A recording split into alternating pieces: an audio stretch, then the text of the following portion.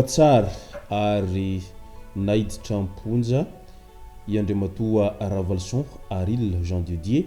izay mpandraharany fonja teo aloha ihany rehefa notazomina tany amponja Vonjomaika teny Mieritsetosika nanomboka ny 12 Martsa lasa iny ka ny pitsopitsony mahakasika an'izay ny fakafakaina amintsika ato anatin'ity vidéo ity ka manasa antsika rehetra anaraka an'ity vidéo ity hatramin'ny farany.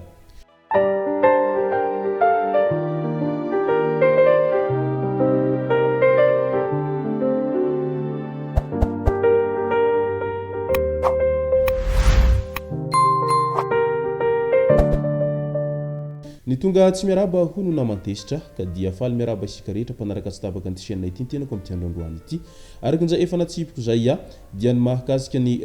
Ravalson no tena iomparantsika ato anatin'ity vidéo ity fa milohan'izay dia ndao tsara ihany ny mampafantatra sy mampasiahy isika ny zavanitranga tao anatin'ny izany rehetra izany. Ny lasa moa tsy fanadino ary raha tsy hivina ny tantara nandritra ireny fitondrana teo aloha ireny dia tena nanjakazaka izany Ravalson Aril Jean Didier izany izay mpandraharany fonja tamin'ny fotoanandrony. Nilaza moa izy tamin'izay fotoana izay fa manamboninahitra ary manana bokitra ambony ka maro ireo zay tena nanompo azy fantatra ary norebarebeny nandritra izany rehetra izany.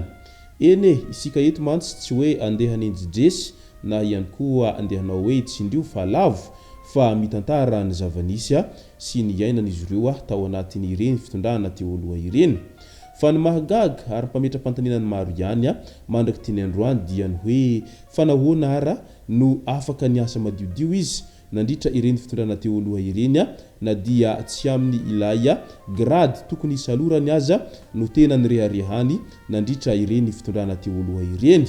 Moa ve tsy nisy sahany toroka izy sa nisy ny lamosina izay tena mafy dia mafy no niaro azy tao anatin'izay fitondrana teo aloha izay ka izay hoe namako dia tsy azo kitihany na erakoto na erabe fa afaka manao zay tiany atao na dia tsy mifanaraka amin'ny tokony ho izy ary na dia mandika lalàna zay izany rehetra izany hoy ireo olom-pirenena izay mametra-panontaniana manoloana an'ity tranga Ravalson ity raha vantany vao nahita anireny fampidirana amponja azy Vonjomaika ireny sy nahita anireny fa nalana ny galona ny tampahabe maso ary natao en direct tao anaty tamatsoretsera Facebook tamin'izany fotoana izany. Tena mahamenatra ihany ilay izy satria amin'ny asa tahaka nytony asan'zareo itony dia ianao ilay tokony hampianatra ny lalàna, ianao ilay tokony hanoro-hevitra ny rehetra eny ny fiarahamonina eny dia ianao indray no mandika ny lalàna. Ny asanao dia mpiandry fonja izany hoe mpiandry anireo voafonja izay manao heloka na ihany koa manao ny tsirariny eny anivon'ny fiarahamonina eny. Nefa ianao izay tokony hananatra indray no lasa mandika lalàna ka ianao indray zao no nampidirana amponja noho izay rehetra izay. Notsaraina tamin'ity herinandro ity hatrany Aril Jean David izay mpandraharany fonja rehefa notazomina amponja Vonjomaika teny Mieritsetosika teny nanomboka ny 12 Martsa. Fantatra fa amin'ny 1 Septambra ho avy zao no hivoaka ny didy teo amin'ny hazo meloka tsy salama ho izy ka mangataka fahafahana Vonjomaika no lavin'ny fitsarana ady heloka izany fangatahany izany. Maromaro ny loham-piampangana izay mitambesatra aminy. Voampanga izy ho nanao hosoka didim-pitondrana izay nampiasa hosoka, nisoloky, nanimba fananan'olona ary nisalotra galona tsy ara-dalàna. No lavin'ny daholo nefa ireo nilaza izy fa didim-pitondrana navoaka ny filan-kevitra ambony eo anivon'ny ministerin'ny asa-panjakana no nahazony anio galona kintana telo io izany hoe inspecteur général d'administration pénitentiaire ny mpisolo vavany foibe ny fandraharana ny fonja izay mitory azy. Nanipika fa didim-panjakana tapahana amin'ny filan-kevitry ny ministra ihany no manapaka ny lisitra ireo hisitraka galona kintana telo. Ady tany teny Ambohijanaka kosa no nitarika ny fiampangana fisolokina sy fanimbana fananan'olona. Nilaza ny voapanga fa raharaha efa nilamina io no nifoazina indray. Ny mpitory amin'io raharaha io na nizingizina fa nakavola 4 tapitrisa ariary tamin'ny voapanga. Nangataka onitra 80 tapitrisa ariary rehefa aveo ilay miady tany amin'ity. Henjakenjana ihany ny fandaharana ka nampiakapeo ny mpitsara nampatsiahy ny voapanga fa tsy fanaovana kabary politika ny ato amin'ny fitsarana na fanaovana adi-hevitra eny anarabe mila fanajana ny ato ho izy ireo.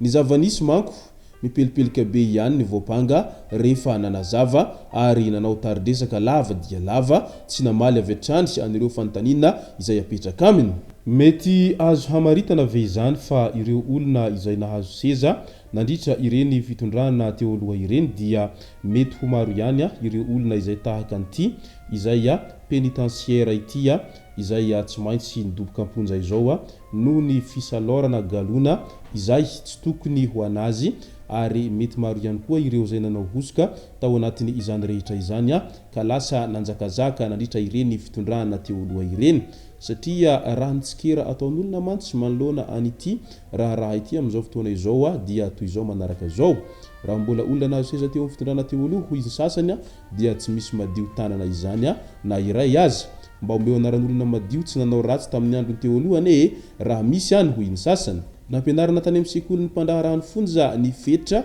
amin'ny fampiakarana grady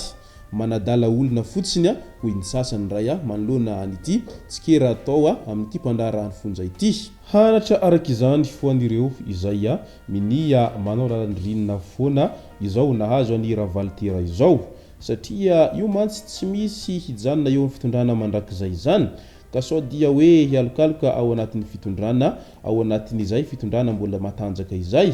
fa rehefa tonga ny fotoana izay tsy maintsy hampalemany eo fitondrana io rehefa tonga ny fotoana izay tsy maintsy hampiongana ireo rehetra izay nanjakazaka teo amin'ny fitondrana teo aloha dia eo amin'izay vao tratra amin'izay ireo tratra farany rehetra ao anatin'izay zatra lalandrinina sy hosoka sy ny maro isan-karazany izay ka tsy maintsy ho tsaraina araky tokony izy ihany rehefa aveo rehefa tsy eontsony ilay mpiaro anao nandritra ireny fitondrana izay nialokalofanao tao anatin'ny fotoana lava ireny. Inona arak'izany fa mety hatahotra ihany indray izany ireo rehetra izay zatra manao lalandrinina sy ireo zatra manao an'izay karazana fisolokina ka mampiasa ny fahefana na ihany koa mampiasa an'izay fialokalohana ao anatin'ny fitondrana izay mandritra ny fitondrana izay mbola tena mantanjaka ary miezaka manjakazaka eny anivon'ny fiarahamonina eny ka tokony samby haipiripirina amin'izay zany ny rehetra manoloana an'izao tranga izao satria tsy misy toetra eo amin'ny fitondrana mandrakizay izany ka ataova ao an-tsaina izany. Izay sy zay ary no masaka azona roso tao anatin'ity video ity tompoko lasy tompoko vavy misaotra antsika rehetra nanaraka an'ity video ity hatramin'ny farany azadino like ny video antsika ary tsarovatra hatrany miabone amin'ny chaîne antsika mba ahafahanareo manaraka tsy tapaka ny video zay lefa nahito isan'andro. Tompoko lasy tompoko vavy mankasitraka dia mirary soa.